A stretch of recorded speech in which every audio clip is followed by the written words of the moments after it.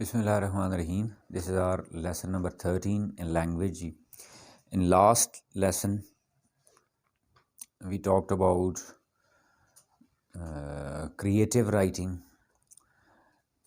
Before moving towards creative writing, we talked about an overall plan of language, that what's the usage of language, what's the application of language. कि अगर मैं language के structure सीख रहा हूँ, ठीक है, मैं या language बोलना या सीखना, समझना या लिखना सीख रहा हूँ, तो उसके साथ कुछ और चीज़ें भी जो ज़रूरी हैं। यानी लैंग्वेज मुझे बहुत अच्छी आ गई, मैं बोल नहीं पा रहा हूँ, किसी काम की नहीं है, यानी उसमें क्रिएटिविटी नहीं आ रही। अगर मैं लैंग्वेज सीख के मैं लिख नहीं पा रहा, क्रिएटिविटी नहीं आई, तो वो किसी काम की नहीं है। तो उसका अभी क्या कहा था कि वो जो एक्सप्रेशन में हमने कहा, पोएटिक एक्सप्रेशन हो या प्रोजेक एक्सप्रेशन हो, उस एक्सप्रेशन को ब्यूटीफाई करने के लिए कि जब लैंग्वेज आप सुन रहे होते हैं, जब लैंग्वेज आप बोल रहे होते हैं, तो वहाँ पे आपको डिफरेंट स्ट्रक्चर्स मिलते हैं, आप वहाँ से सीख सकते हैं। फॉर एग्ज़ाम्पल जी, आसान स्ट्रक्चर क्या था जी कि I looked at the scene, ठीक है, उसको मैं ज़रा थोड़ा सा ब्यूटीफाई एक्सप्रेशन कर दूँ तो I had the glimpses of scene जी, I through the glance at the scene जी। अब आई लुक्ड एट इट, ये भी वही बात है, और I through the glance at it, ये भी वही बात है, लेकिन दोनों में आप फ़र्क क्या कहें, किस चीज़ का फ़र्क है? एक्सप्रेशन का फ़र्क है। एक एक्सप्रेशन सादा है, सिंपल है, इतना इम्प्रेसिव नहीं है कि आई लुक्ड एट इट जी, और दूसरा I through the glance at it, ये थोड़ा सा ज़रा ब्यूटीफाइड एक्सप्रेशन है। और उसी में आप थोड़ा एक और ऐड कर लें कि आपके जितने ईडियम्स होते हैं, ज़रबुल अमसाल जिसको आप कहते हैं, फ्रेजल वर्ब्स जो होते हैं, वो इसीलिए ही बच्चों के सिलेबस में रखे जाते हैं कि वो ईडियम्स कह लें या फ्रेजल वर्ब्स कह लें, एक तो समझने के लिए भी ज़रूरी होते हैं, यानी ईडियमेटिक एक्सप्रेशन है तो उसका नॉर्मल लैंग्वेज से या ग्रामर से या अप्लाइड ग्रामर से कोई ताल्लुक़ नहीं होता, वो प्योरली लैंग्वेज एलिमेंट होता है, वो सीखना पड़ता है। क्लियर? तो वो आपको समझ भी सही आएगी, और दूसरी बात आपकी अपनी ज़ुबान में खूबसूरती आ जाएगी, चाहे बोलना हो चाहे लिखना हो जी। उसमें फिर हमने एक टॉपिक राइटिंग कह लें, एसे राइटिंग कह लें, स्पीच कह लें, प्रेजेंटेशन कह लें, या किसी टॉपिक पे बोलना है, उसके लिए हमने 5 फेजेस डिस्कस किए थे कि भाई उन 5 फेजेस के थ्रू मैं कोई भी अपना टॉपिक की प्रेजेंटेशन, उसका एसे, उसका स्पीच, उसकी डिस्कशन के लिए मटेरियल को ऑर्गेनाइज कर सकता हूँ। उनमें हमने 5 फेजेस कौन से डिस्कस किए। अब उन्हीं फेजेस को जहन में रखते हुए, उन फेजेस का फार्मूला जहन में रखते हुए हम आगे बढ़ते हैं। कोई एक टॉपिक ले लेते हैं, उसकी एक आउटलाइन सी बना लेते हैं जी। फॉर एग्ज़ाम्पल जी, इस वक्त बड़ा एक इम्पॉर्टेंट टॉपिक है जो बच्चों को एग्ज़ाम में भी आगे फ़ायदा दे सकता है, ठीक है, और जनरली भी आप कह लें कि हमने एक for the sake of learning में उसको यूज़ कर सकते हैं, ग्लोबल वार्मिंग जी।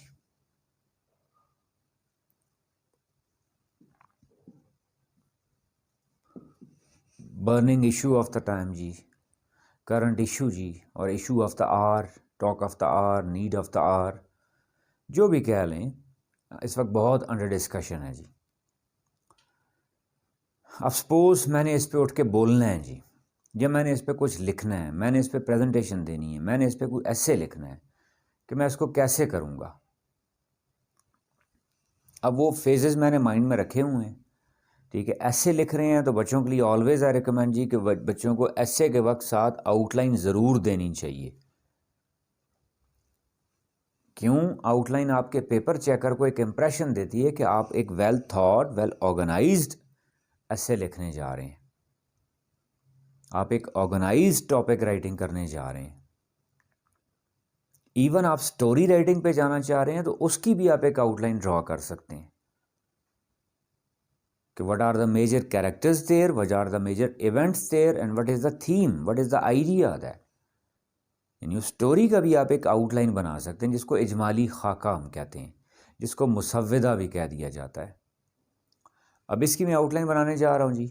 अब वो 5 फेजेस आपने जहन में रखने हैं कि फर्स्ट फेज़ में हमने क्या कहा था, इंट्रो।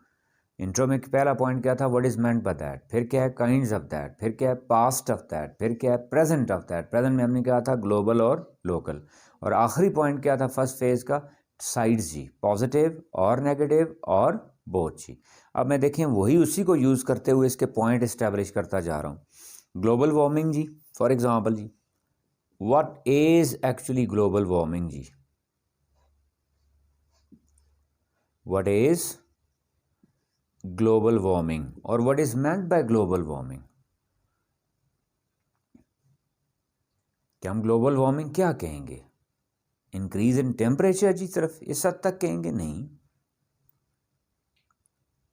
कि that there are certain changes getting occurred जी in atmosphere, in environment, clear, that is also damaging ozone, or that is also because of the damage to ozone, that is actually affecting climate, weathers, clear, temperature is also getting affected by it जी। जो general मेरे mind में जितनी general information होगी global warming से related वो मैं what is meant bye में add कर दूंगा जी। अब आप कहें जी वार्मिंग से मुराद क्या, सिर्फ वार्मिंग ली जा रही है, सिर्फ टेम्परेचर बढ़ रहा है? नहीं, आपने देखा होगा सर्दी की शिद्दत में भी क्या हो रहा है, इजाफा हो रहा है। गर्मी सर्दी के मौसमों में भी क्या, टाइमिंग में भी क्या हो रही है, चेंजेस आ रही हैं। या वो गर्मी अर्ली हो रही है या वो गर्मी बहुत देर तक रह रही है, या वो सर्दी अर्ली हो रही है या वो सर्दी बहुत देर तक रह रही है, या वो गर्मी की शिद्दत में बहुत इजाफा हो रहा है या सर्दी की शिद्दत में बहुत इजाफा हो रहा है। ठीक है, ये जितनी भी आप चीज़ें कहें सारे इनको कॉमुलेट करें को इट इज़ कॉल्ड व्हाट जी, ग्लोबल वार्मिंग जी। या इन वन वर्ड कहें जी को इंक्रीज इन टेम्परेचर जी। ठीक है, ओजोन लेयर डैमेज हो रही है, वो भी इसी का कंसर्न है। गॉट माय पॉइंट जी। अब आप उसमें क्या लें जी, काइंड्स। अब मैं सपोज यहाँ काइंड्स की नहीं लिखता, मैं उसको आगे आगे यानी मेरे माइंड में क्या, मैंने उसकी काइंड्स बनानी है जी। अब उस काइंड्स कैसे कर सकते हैं आप जी, कि impact on humans, global warming का इम्पैक्ट किस पे, ह्यूमंस पे, और impact of global warming on nature जी या एनवायरनमेंट जी, जिससे आप एनवायरमेंटल साइंसेस कहते हैं। आप उसमें यही तो पढ़ा जाता है कि that what is actually environment, what factors influence environment, what things can make environment develop environment, or what things that can damage environment जी, or what is the link of environment with our individual or social life। am I clear जी? यानी जो general knowledge मेरे पास उससे related है मैं उसको यहाँ पे ऐड करता जाऊँगा। फिर मैं क्या कहूँ जी कि अब ग्लोबल वार्मिंग है तो मैं ग्लोबल वार्मिंग इन पास्ट तो नहीं कहूँगा, मैं यूँ कह सकता हूँ एनवायरनमेंट इन पास्ट जी, एनवायरनमेंट इन पास्ट जी। अब पास्ट में आप क्या लें, क्या था जी, कि दैट प्योरिटी वाज प्रिवेलिंग जी। प्योरिटी रिगार्डिंग व्हाट जी, नेचर। क्लियर, लेस मैकेनाइजेशन थी जी, लेस मशीन्स थी।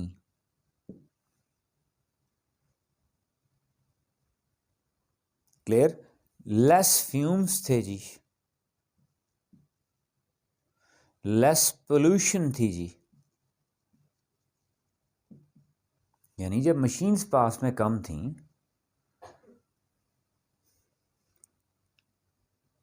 तो पोल्यूशन भी कम थी। फिर इसी में एक और पॉइंट आप ऐड कर सकते हैं जी कि लेस प्रोडक्ट्स थी। मैं लेस प्रोडक्ट्स क्यों कह रहा हूं जी, कि हजरत इंसान ने क्या, जब जग ग्लास को छोड़ के डिस्पोजेबल पे आया वो, तो don't you think that that is also one of the biggest causes of damage to environment. यानी अब हमें वो डिस्पोजेबल्स को डिस्पोज ऑफ करना भी दुनिया के लिए बहुत बड़ा इशू बन गया है। और हो सकता है कि वापस जरा मिसाल अब भी आप कह लें शॉपिंग बैग्स की, कह लें कि शॉपिंग बैग्स पे पाबंदी लगी, फिर भी हर बंदा तुला हुआ था उनको इस्तेमाल करने। वो पाबंदी क्यों लगी, कि शॉपिंग बैग्स एक सहूलत तो बन गए लेकिन उनको डिस्पोज ऑफ करना एक इशू बन गया। उसके लिए अलग पूरे डिपार्टमेंट्स बनाने पड़े, फिर मशीनरी उसके लिए अरेंज करनी पड़ी, HR उसके साथ इन्वॉल्व हुई। यानी सिर्फ किसके लिए जी, एक चीज़ को डिस्पोज ऑफ करने के लिए। जिस चीज़ को बनाने के लिए हमने क्या मशीनें बनाई थी, जिसको बनाने को हमने टेक्नोलॉजी कहा था। Are you getting my point जी? टिन पैक्स कह लें आप, आपने नहीं देखा कि वो पेपर बैग्स की बात हो रही है या क्लॉथ बैग की बात हो रही है वो। अब आप कह लें कि it was not there in past जी, ये पास में ये सब कुछ नहीं था। जब ये पास में सब कुछ नहीं था तो एनवायरनमेंट क्या था? क्लीन था।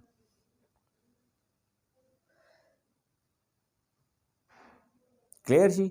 इन पास फिर आप कहें जी इंफ्रास्ट्रक्चर फॉर लेस जी, इंफ्रास्ट्रक्चर डिस्कस कर लें कि मॉडर्न टाइप का इंफ्रास्ट्रक्चर नहीं था। जब हम इंफ्रास्ट्रक्चर की बात कर लें जी, कोई इंफ्रास्ट्रक्चर से कोई प्रॉब्लम नहीं है मुझे, लेकिन उस इंफ्रास्ट्रक्चर को हमने कोई किसी एक चीज़ को स्टेक पे रख के इंफ्रास्ट्रक्चर डेवलप किया है। ठीक है, मॉडर्न इंफ्रास्ट्रक्चर वाज देयर जी on the stake of what जी? Environment, cutting trees, deforestation.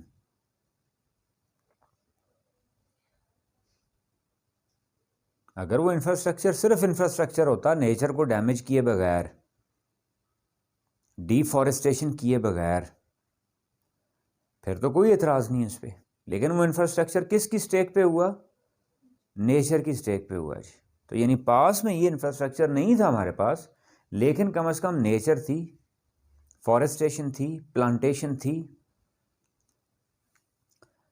अब आए जी इसी का, देखें अगला पॉइंट हमने क्या कहा था? प्रेजेंट। ये तो पास था, फिर हमने क्या कहा था? प्रेजेंट जी। ग्लोबल वार्मिंग जी, ग्लोबल वार्मिंग प्रेजेंट थ्रेट जी, प्रेजेंट थ्रेट, इन सारी दुनिया के लिए थ्रेट है ये जी। चाहे वो वेस्ट है, चाहे वो ईस्ट है जी, सबके लिए ये वो एक दुनिया में आप कह लो कॉमन इशू है जो इंसानियत को एक नुक्ते पे ला सकता है। ये वो कॉमन प्रॉब्लम है जिसमें हम कभी भी नहीं कह सकते जी वेस्ट इसके मामले में बड़ा अच्छा है और हम इस मामले में क्या है, बुरे जा रहे हैं। जब मिडिल ईस्ट इसमें अच्छा जा रहा है, या सेंट्रल एशिया इसमें अच्छा जा रहा है, या साउथ एशिया इसमें अच्छा जा रहा है, तो ये दुनिया का एक कॉमन प्रॉब्लम है that everybody is suffering because of it जी। Every corner of the world is getting affected by it जी। तो करंट वर्ल्ड में मैं तो उसको पॉजिटिव यूँ लूँ तो this issue can bring humanity together at one point जी। It needs joint effort. इसमें कोई एक मुल्क, ठीक है, कोई एक कॉन्टिनेंट रोल प्ले नहीं कर सकता जी। Everybody will have to, and everybody is being affected by it जी। That number of diseases increasing day by day जी because of global warming. Skin diseases जी, ग्लोबल वार्मिंग। इंक्रीजिंग पॉपुलेशन जी, and that population being affected by it जी। क्या मेरे पास इस वक्त exact figures नहीं है कि अब जो जितने न्यूली बॉर्न बेबीज़ हैं उनमें मेजॉरिटी किसी न किसी बीमारी का शिकार होते हैं जी। और साइंस क्या कहती है जी? उसका बेसिक इशू क्या है? Global warming. Getting my point जी? यानी यहाँ मैं ग्लोबल वार्मिंग से थोड़ा सा जनरल कॉन्सेप्ट ले रहा हूँ, पोल्यूशन ले रहा हूँ मैं इसको, कि बिकॉज ऑफ पोल्यूशन जी, बिकॉज ऑफ फ्यूम्स जी। ठीक है, कौन सी पोल्यूशन जी? Air pollution, water pollution. कि दुनिया की अक्सरियत को जो पानी इस वक्त मिल रहा है वो साफ़ नहीं मिल रहा, प्योर नहीं मिल रहा। वो गंदे पानी से बीमारियां फैल रही हैं जी। मैं एक ओवरऑल जनरल उसमें डिस्कस कर रहा हूँ जी। ध्यान जी, मैंने क्या कहा था इसके पॉजिटिव और नेगेटिव जी। अब ग्लोबल वार्मिंग में मैं पॉजिटिव तो कोई नहीं निकाल सकता, ठीक है, नेगेटिव ही ऑब्वियसली टोटली नेगेटिव पॉइंट है। तो फिर मैं कह सकता हूँ जी कि ऊपर जिस तरह मैंने कहा ना ग्लोबल वार्मिंग प्रेजेंट थ्रेट है, तो ग्लोबल वार्मिंग में क्या कह सकता हूँ जी? Global warming is killing life, is killing life जी। मैं जनरली लाइफ का वर्ड यूज़ कर दिया जी। इट्स डैमेजिंग व्हाट जी? इकोनॉमी। इट्स डैमेजिंग व्हाट जी? इंडिविजुअल्स। इट्स डैमेजिंग व्हाट जी? सोसाइटीज़। इट्स डैमेजिंग व्हाट जी ह्यूमन प्लेजर, कि सारी दुनिया ने इतनी ज़्यादा मेहनत की साइंस एंड टेक्नोलॉजी में इंसान को सहूलत में लाने के लिए, तो वो इंसान बजाय सहूलत के अब किस में आ गया है, मुसीबत में पड़ गया है। ड्यू टू व्हाट जी, ग्लोबल वार्मिंग। यानी आपके पास एक लाइफ है और लाइफ की सारी फैसिलिटीज़ हैं, आप उनको किस वजह से नहीं इंजॉय कर पा रहे जी, that you are being affected by what, global warming. For example last year का आपका मरी का इवेंट आपके सामने होगा, that speculations were there a snowfall, लेकिन इतनी ज़्यादा होगी ये स्पेकुलेशंस नहीं थी, जिसकी वजह से तकरीबन 22 के 23, if I am not wrong, ठीक है, 22 के 23 कैजुअल्टीज़ हुई थी। जो उसमें रिपोर्ट्स आई उन्होंने कहा कि जी स्पेकुलेशन थी स्नोफॉल की, लेकिन इतनी ज़्यादा स्नोफॉल इतना अचानक हो जाएगी ये स्पेकुलेशन नहीं थी, ये फोरकास्ट नहीं थी, ये प्रेडिक्शन नहीं थी। गॉट इट जी। तो अब वो कहें कि जी वो जो अनएक्सपेक्टेड इतनी ज़्यादा स्नोफॉल हुई, उसकी बेसिक वजह पीछे क्या बन रही है, ग्लोबल वार्मिंग जी। अभी करंट कहें जी यूएसए की स्टेट्स में जो बहुत ज़्यादा तबाही फैली है जी, जो हिस्ट्री के रिकॉर्ड्स टूटे हैं जी स्नोफॉल के, यूएसए की कितनी स्टेट्स हैं, ठीक है, जो बिल्कुल ब्लॉक हो गई जी, वहाँ डेथ टॉल इंक्रीज़ होता जा रहा है। वो न्यूज़ में आपने सुना होगा कि वहाँ पे क्या है कि पूरे के पूरे शहर जमे हुए हैं, उनका बाकी दुनिया से रब्ता मुनक़ते है। वहाँ आप कह लें कि इलेक्ट्रिसिटी एनर्जी जो है वो अवेलेबल नहीं है पब्लिक को, रोड्स जो हैं वो डिसकनेक्टेड हैं। क्यों? इंतहा से ज़्यादा बर्फ़बारी हुई है वो, और उसकी वजूहत वो क्या बता रहे हैं, वो क्या हो रहा है, ये जो क्लाइमेट चेंज हो रहा है वो उसकी वजह पीछे क्या है, ग्लोबल वार्मिंग। अमा क्लियर जी।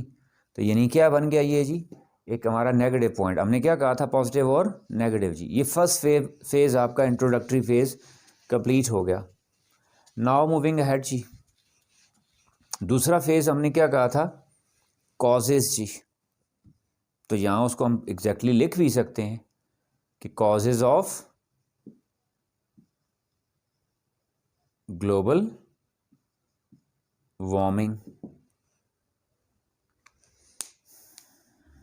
नंबर 1 जी, अबव ऑल डिफॉरेस्टेशन जी।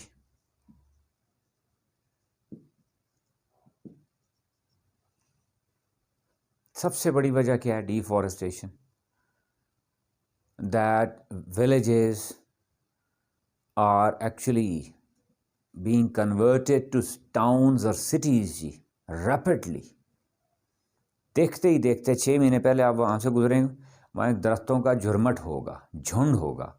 6 महीने बाद वहाँ आपको एक बहुत बड़ी बड़ी बिल्डिंग्स खड़ी हुई नज़र आएंगी, ठीक है। लेकिन कंसर्न हमारा क्या है कि बिल्डिंग्स बनाना तो इशू नहीं है, कंसर्न क्या है, वो जो दरख्तों का झुंड वहाँ पे था, जिसमें अगर 100-200 दरख्त थे, क्या कोई ऐसी अरेंजमेंट है कि वो 100-200 दरख्त दोबारा हो गए किसी और जगह पे।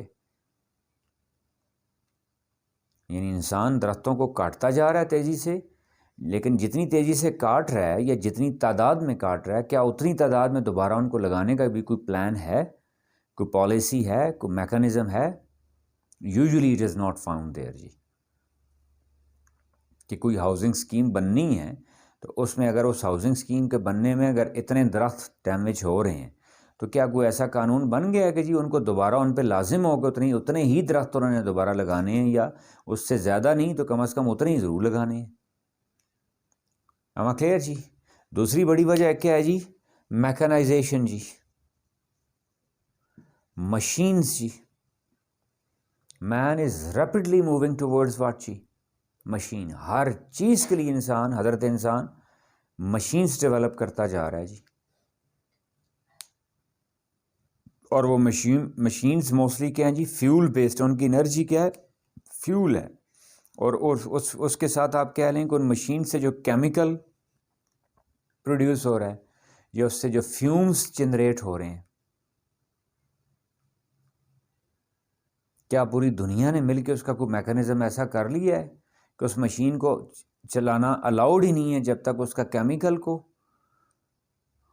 प्रोसेसिंग करना या उसके फ्यूम्स को प्रोसेसिंग करने का कोई तरीक़ाकार हो? नॉट एट ऑल जी। वो एक वजह बन रही है। एक और बड़ी वजह क्या बन रही है हमारी जी, प्रोडक्ट्स जी। जिस तरह मैंने पहले भी जिक्र किया जी, every day products are increasing जी। और जितनी ज़्यादा प्रोडक्ट्स इंक्रीज़ हो रहे हैं, उन प्रोडक्ट्स की पैकेजिंग भी साथ इंक्रीज़ हो रही है। और वो पैकेजिंग मोस्टली किस फॉर्म में है, डिस्पोजेबल फॉर्म में। डिस्पोजेबल फॉर्म तो हमने बना दी, लेकिन क्या उसका डिस्पोजल का कोई मैकेनिज़्म प्रॉपर है? वो दुनिया में आप कहीं भी चले जाएं तो आपको गार्बेज के ढेर मिलेंगे।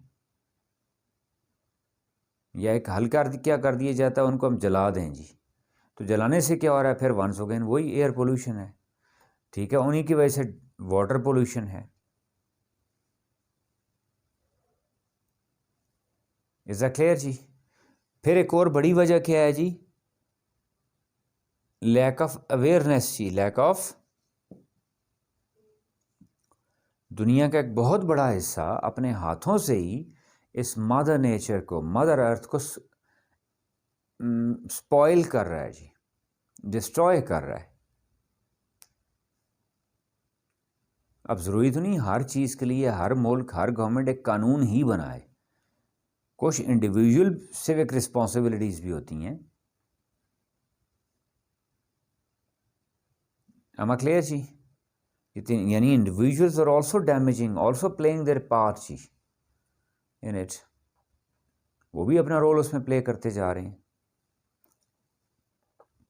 और आपको क्या कोई वजह लग रही है जी? आप शेयर करें प्लीज़, ग्लोबल वार्मिंग की कोई वजह, बड़ी वजह। वॉट एवर, जो भी आपके दिमाग में आए वो आप इस लिस्ट में ऐड कर सकते हैं जी। हम क्लियर जी? अब उसी का हमने क्या कहा था, थर्ड फेज कौन सा बन सकता है जी? सॉल्यूशन जी। How can global warming be checked, be stopped? मैंने यानी कॉजेस का फेस किया, उसी की बेस पे मैंने क्या कर दिया, how can global warming be checked जी, कैन बी स्टॉप्ड। और आपने साथ पॉइंट्स गिनते जाना है जी, काइंडली अपने पास नंबरिंग करिएगा। एंड पे आपने कैलकुलेट करने हैं कि टोटल पॉइंट्स आपके पास कितने बने हैं। पॉइंट्स के साथ नंबरिंग कर लीजिएगा, जो शुरू से अभी तक हमने जितने टोटल पॉइंट्स किए हैं। हाउ कैन इट बी, क्योंकि मैंने वो पहला फेज इरेज कर दिया जी। हाउ कैन बी चेक जी, कैसे? वही इसी को आप दोबारा कर लें जी। हमने क्या कहा था, डिफॉरेस्टेशन, तो यहाँ पे क्या हो जाएगा जी, फॉरेस्टेशन, प्लांटेशन। कि हर तबका, हर डिपार्टमेंट, हर घर, हर माशरे में एक sense of awareness, sense of responsibility की इमरजेंसी बेसिस पे ज़रूरत है कि ताकि हर इंडिविजुअल उसमें अपना रोल प्ले करे। क्या जी? प्लांटेशन के लिए। यानी वो ख़बरों की हद तक रह गया कि हर इंसान सुनता है कि जी बस प्लांट्स लगने चाहिए जी, हर कोई बात करता है प्लांट्स लगने चाहिए। तो अपने ऊपर सवाल रखना है कि जी क्या मैंने इस साल कितने प्लांट्स लगाए, या अगर लगा दिए हैं तो क्या उन प्लांट्स को, ठीक है, साथ उनको केयर भी उनकी की जा रही है? जो आपने भी अक्सर ऑब्जर्व किया होगा कि सैकड़ों की तादाद में पौधे लग गए जी, क्या उनको बाद में पानी डालने का कोई बंदोबस्त है, या कोई ऐसा बंदोबस्त है कि उनको उनको फिर बड़ा होने तक उनकी केयर भी की जाए? नहीं, बड़ा आई ऑब्जर्व जी, बस प्लांट लगा दिए गए जी, इतने रकबे पे इतने पौधे लगा दिए गए। अब वो पौधे बड़े हुए नहीं हुए, उनको किसी ने पानी दिया नहीं दिया, clear? That is also important जी। दूसरा हमने क्या कहा जी, मशीन्स जी, मैकेनाइजेशन। तो फिर उसके लिए आप कह लें कि लॉज जी, लॉज फॉर मशीन्स। अब मैं मशीन्स जनरली इसलिए क्यों कह रहा हूँ कि मशीन में गाड़ी भी आती है, मशीन में इंडस्ट्री भी आती है, एवरीथिंग जी। क्या उसका अगर उससे कोई केमिकल खारिज हो रहा है तो क्या उसके लिए कोई प्रोसेसिंग यूनिट है, या क्या उसमें से अगर फ्यूम्स निकलते हैं तो उसकी कहीं कोई प्रोसेसिंग का मैकेनिज्म, कोई सिस्टम है? या अगर गाड़ी धुएं वाली है तो क्या कोई कानून ऐसा है? या अगर, और कानून है मोस्टली दुनिया में, अगला इंपॉर्टेंट बात यह है कि उसकी इम्प्लीमेंटेशन है, उस पर प्रॉपर कोई चेक सिस्टम है? जिस तरह अभी दुनिया जी मोस्टली किस पे आ रही है, इलेक्ट्रिक कार्स पे आ रही है फॉर एग्जांपल, एक बहुत बड़ा इनिशिएटिव है। अब वो इलेक्ट्रिक कार्स क्या माशरे में नॉर्मली इंडिविजुअल पब्लिक को इजी कॉस्ट पे अवेलेबल हैं? यानी इलेक्ट्रिक कार तो बन गई, लेकिन इलेक्ट्रिक कार की अवेलेबिलिटी, अफोर्डेबिलिटी, क्या ये भी वो मेजर कंसर्न नहीं है जो होने चाहिए? am I क्लियर जी? Getting my point? यानी ग्लोबल वार्मिंग पे दुनिया के लोग तो बैठे, अभी बड़ी बड़ी दुनिया में कॉन्फ्रेंसेस भी हुई इस पे, लेकिन क्या उसमें साथ हमने ये भी कंसर्न करना है कि ठीक है बिजनेस एक है, लेकिन क्या इलेक्ट्रिक कार्स की अफोर्डेबिलिटी लोगों के लिए है? जो मेरे नोटिस में है क्या है जी, वो इंतहा ज़्यादा महंगी हैं वो नॉर्मल कार्स से। क्या मुझे को कहे जी कि आप एनवायरनमेंट को डैमेज कर रहे हैं गाड़ी के फ्यूम से, मैं फ़ौरन इलेक्ट्रिक कार्स पे आने के लिए तैयार हूँ, लेकिन क्या मेरी वो पहुँच में भी है, वो मेरी अफोर्डेबिलिटी में है वो? या मैं मिसाल दूँ उसका चार्जिंग सिस्टम है, क्या वो इतने प्लांट्स, ठीक है, इतने स्टेशंस अवेलेबल हैं जो उनको चार्ज करने के लिए काफ़ी हों? देन जी हमने क्या कहा था प्रोडक्ट्स पे जी, उसी को आप क्या कह दें कि दैट डिस्पोजेबल जी, disposables must be in first step minimized and in second step जी banned।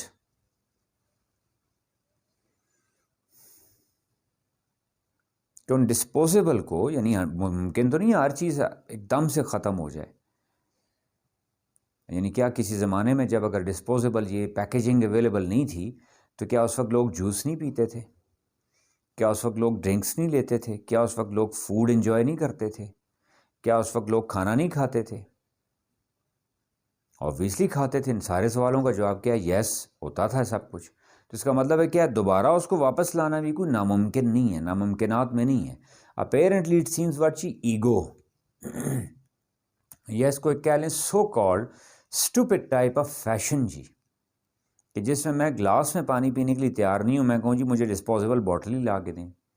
जिसमें मैं ग्लास में पेप्सी कोक एंजॉय या कोई ड्रिंक एंजॉय करने के मूड में नहीं हूँ, मैं कहूँ नहीं जी मुझे वो डिस्पोजेबल पैक में ही ला के दिया जाए।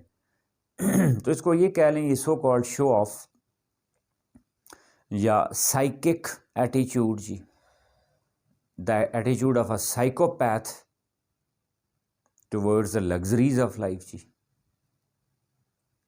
that must be discouraged, that must be minimized in first stage and later on that must be banned जी।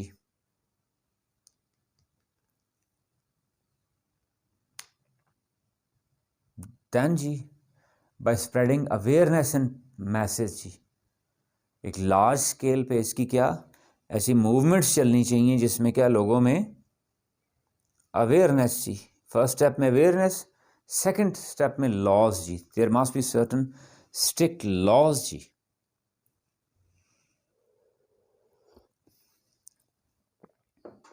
हम क्लियर जी? ये हमारा कौन सा फेज था जी? थर्ड फेज सोल्यूशन का जी,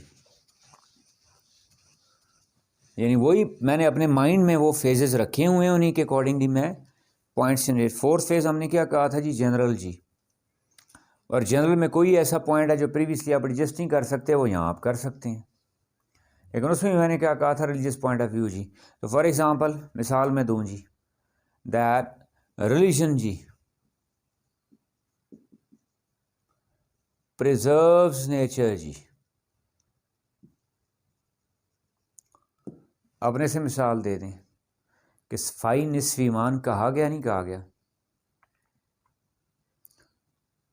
फर्स्ट वर्ल्ड वॉर चार्टर जो दिया गया होली प्रॉफेट सल्लल्लाहु अलैहि वसल्लम की तरफ से, उसमें क्या कहा गया? दरख्तों को नुकसान नहीं पहुंचाना, फसलों को नुकसान नहीं पहुंचाना, परिंदों की केयर के बारे में हदीस पाक से साबित है,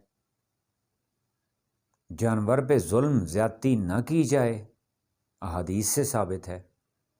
यानी every religion talks about what जी? Mother earth, nature, nature objects,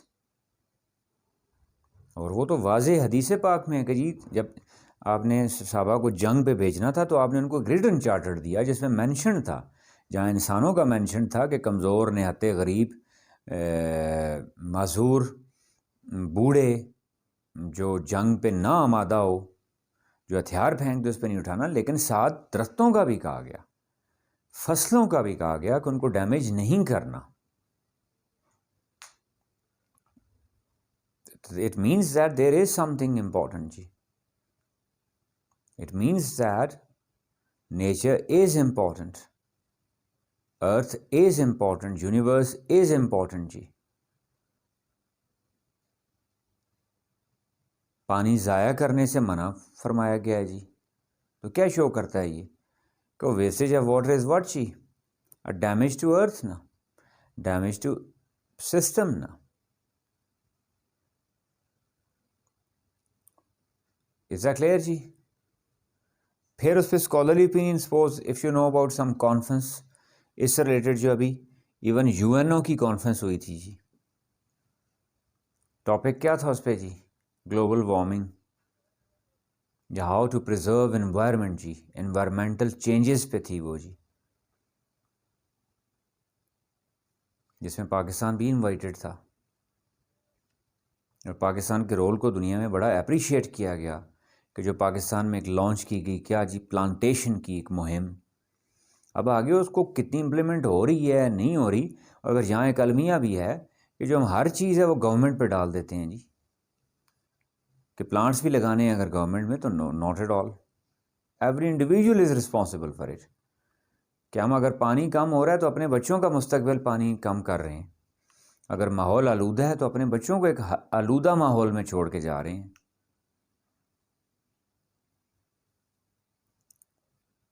और लास्ट फेज हमने क्या कहा था जी, कंक्लूसिव फेज जी. उसमें हमने क्या कहा था कि कि we can repeat the best solution,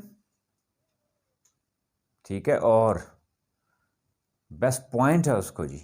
for example मैं एक दो मेंशन कर देता हूँ.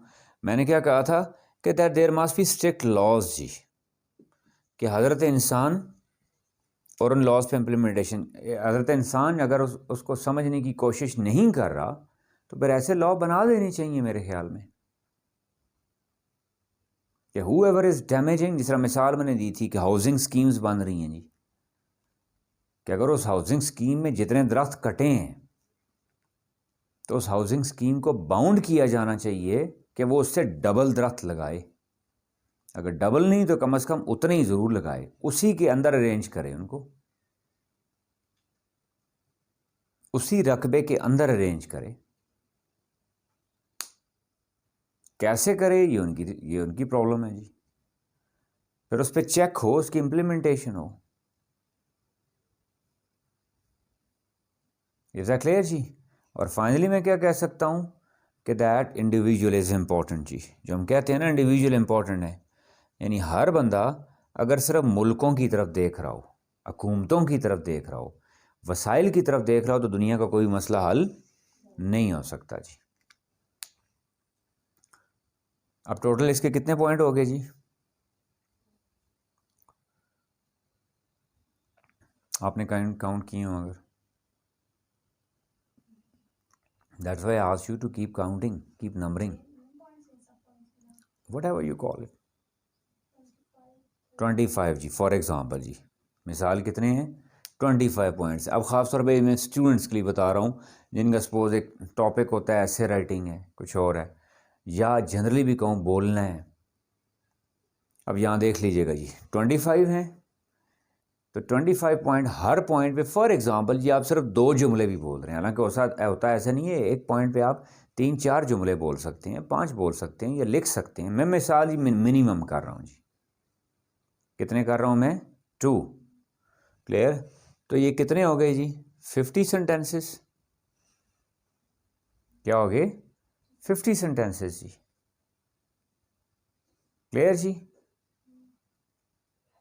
और एक सेंटेंस एवरेज आपका जी तकरीबन 8 वर्ड्स होते हैं उसमें, एवरेज में निकाल के कह रहा हूँ. तो ये कितने बने जी 400 वर्ड्स जी. ये जनरल कैलकुलेशंस बता रहा हूँ आपको कि जो जनरल हम कैलकुलेशंस निकालते हैं.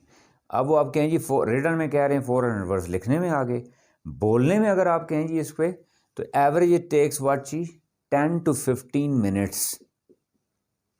10 to 15 मिनट्स यानी मैं मिनिमम हिसाब कर रहा हूँ. यानी आपको किसी ने अचानक कहा जी आके इस टॉपिक पे बोलें, तो आप कितनी देर बोल सकते हैं 10 से 15 मिनट. लिखने में आपने कहा कितना जी, कितने एवरेज बन गए आपके 400 वर्ड्स।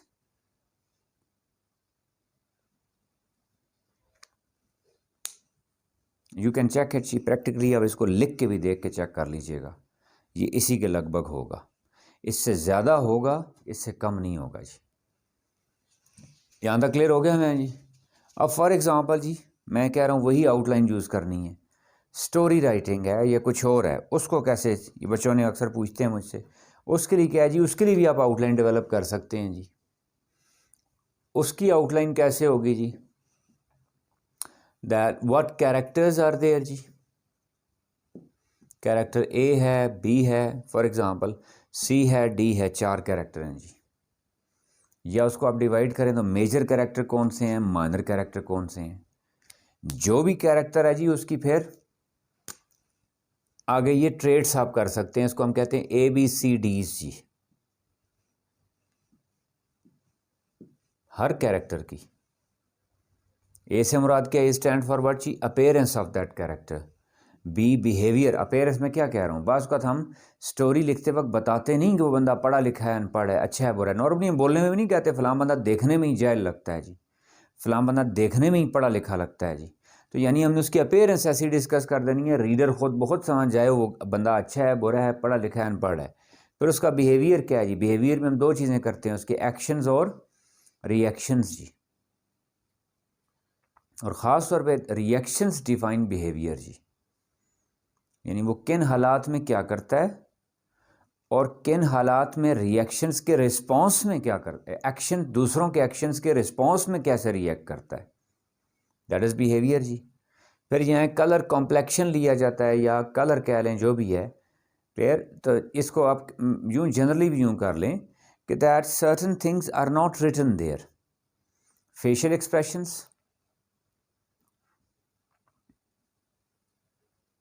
अपीयरेंस, इसी को इसको अपीयरेंस में भी ऐड करें, सेपरेट लिखें फिर भी है जी। Am I clear जी? When I'm talking about frowning, when I'm talking about wrinkled lips, when I'm talking about that harsh looks, when I'm saying hard face, ये लैंग्वेज में लफ्ज़ यूज़ किए जाते हैं। हार्ड फेस से मुराद में क्या लूँगा, सख्त चेहरे से मुराद क्या लूँगा कि वो बंदे के अंदर सख्ती है जी। फिर ड्रेसिंग उसकी जी, और फिर उसकी स्पीच, फिर उसकी, कुछ लोग इसको साउंड कहते हैं और स्पीच भी कहते हैं जी, यानी उसकी वर्डिंग। पढ़ा लिखा बंदा है तो उसकी स्पीच उसके अकॉर्डिंगली होनी चाहिए। अब मैंने अपनी पोस्ट स्टोरी में लिख रहा हूँ, उस स्टोरी में मैंने कैरेक्टर अपना जो है वो क्या किया है, एक अनपढ़ इंसान दिखाया हुआ, और स्पीच में उसकी वर्ड जो यूज़ कर रहा हूँ, डायलॉग में बड़े फ्लावरी किस्म के वर्ड यूज़ कर देता हूँ मैं, तो डोंट यू थिंक क्लैश आ जाएगा। यानी कैरेक्टर देसी देहाती है तो स्पीच भी देसी देहाती होनी चाहिए, कैरेक्टर पढ़ा लिखा बहुत डिसेंट है तो स्पीच भी उसके यानी वर्डिंग डायलॉग भी डिसेंट होने चाहिए। कैरेक्टर कोई स्कॉलर टाइप है तो उसकी वर्डिंग भी क्या होनी चाहिए, या उसकी स्पीच भी क्या होनी चाहिए, स्कॉलरली होनी चाहिए। गॉट माय पॉइंट जी। ये जितने कैरेक्टर हैं उस स्टोरी में जी, मैं वो ले आया। फिर उसका जी प्लॉट,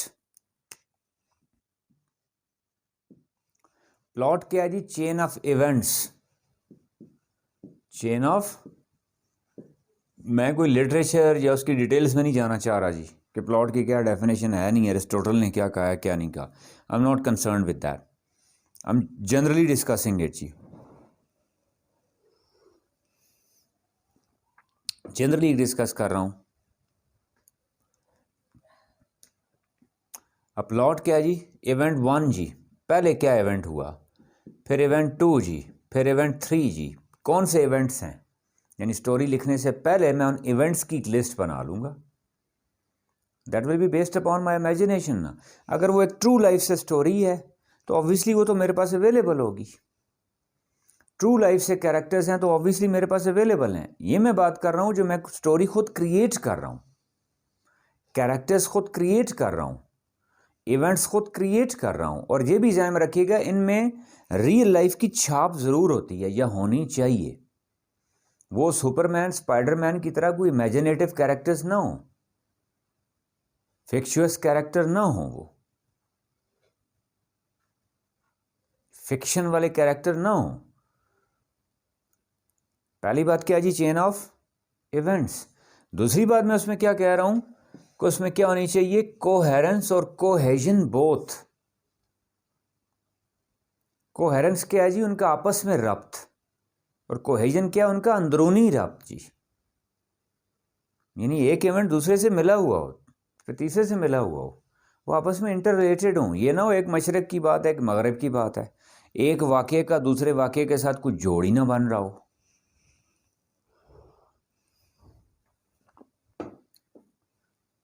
क्योंकि उन इवेंट्स के अंदर एक्शंस आएंगे नहीं आएंगे, और वो एक्शंस किसके होंगे, कैरेक्टर्स के। अगर उनमें आपस में रब्त ना हुआ तो समझ नहीं पा रही होती कि कौन सा एक्शन क्यों हुआ है, उसके अंदर कॉज एंड इफेक्ट वाला एलिमेंट हो। क्या कॉज थी जिसकी वजह से ये एक्ट हुआ, क्या एक्ट था जिसकी वजह से ये रिएक्ट हुआ, या उसके पीछे साइकोलॉजी कौन सी इन्वॉल्व थी, उसके पीछे मेंटालिटी कौन सी इन्वॉल्व थी, उसके पीछे थिंकिंग क्या इन्वॉल्व थी। It must also be there in what ची माई प्लॉट ची। गॉट माई पॉइंट जी। फिर क्या है जी, उसका कोई थीम क्या है जी, कोई ना कोई आइडिया तो हो ना।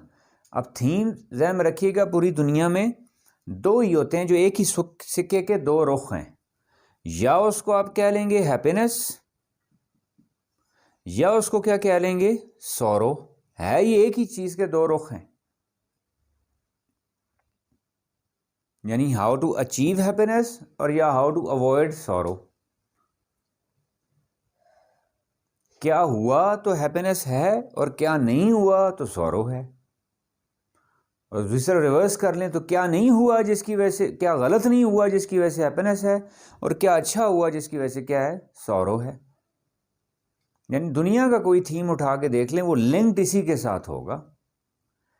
अब अगली बात जी, क्या उसमें कोई मैसेज है, नहीं है, रियल लाइफ से है या नहीं है। और मिनिमम क्या हो सकता है, it can be their self expression of a writer.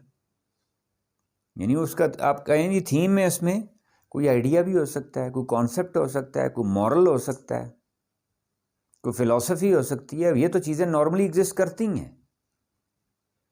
और वो कोई आइडिया, थीम, कॉन्सेप्शन, कोई नज़रिया जो भी है, वो ज़हन में रखिएगा, या किससे लिंक्ड होगा, हैप्पीनेस से, या किससे लिंक्ड होगा, सॉरो से। और दोनों का मतलब एक ही है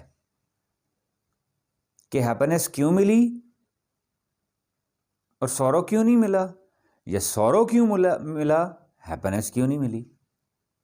ये सॉरो से कैसे अवॉइड किया जाए टू अचीव हैप्पीनेस, ये हैप्पीनेस को कैसे अचीव किया जाए टू अवॉइड सॉरो। ये सारी एक ही सिक्के के दो रुख हैं या नहीं है जी। जिस तरफ से भी मर्जी मुड़ मुड़ के कान पकड़ लें आप, ये वही वाली बात है। ये यहां से पकड़ें या उस तरह से पकड़ें,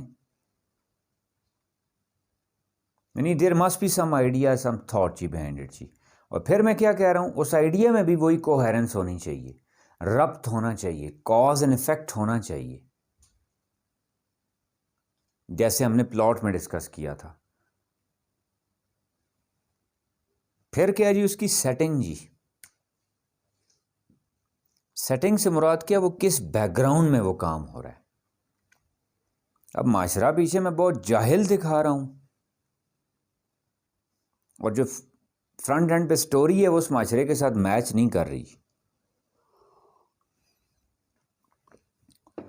या दूसरी तरफ माशरा बहुत सिविलाइज दिखा रहा हूं, और स्टोरी जो है वो बहुत बैकवर्ड या ईवल नेचर्ड है, वो मैच नहीं कर रहे होंगे। Is that clear ji.